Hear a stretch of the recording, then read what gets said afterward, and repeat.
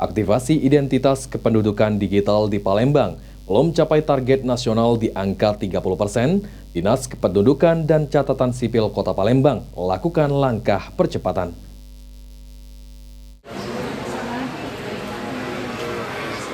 Permendagri nomor 72 tahun 2022, pemerintah Kota Palembang kebut penyelenggaraan pelayanan aktivasi identitas kependudukan digital.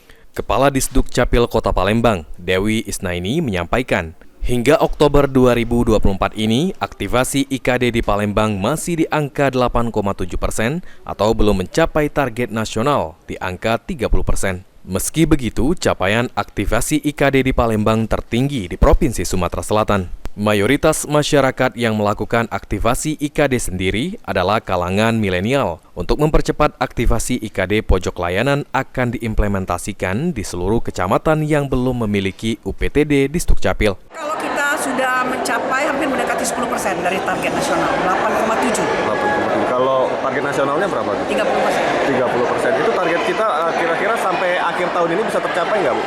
Kalau masyarakat antusiasnya memang di Kota Palembang ini beragam, karena pertama-tama kita ketahui yang aktif itu adalah anak-anak milenial. Tapi kalau orang-orang yang sudah seperti ya katakanlah berumur kurang berminat, karena untuk IKD ini kan memang harus swafoto dan yang paling penting harus datang ke Dukcapil.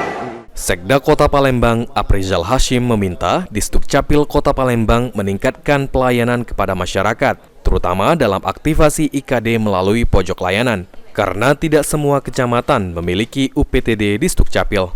Yang pasti untuk meningkatkan pelayanan masyarakat, sehingga pelayanan masyarakat itu dari bawah. Kan selama ini kan kita ada masyarakat itu seperti yang kita ketahui banyak kecamatan yang belum ada unit layanan. Jadi yang proses digital ini sehingga masyarakat itu bisa ke lurah, bisa membuat pos pelayanan sehingga data-data yang itu bisa terdata semua. Anugerah Sandi Pratama, PAL TV.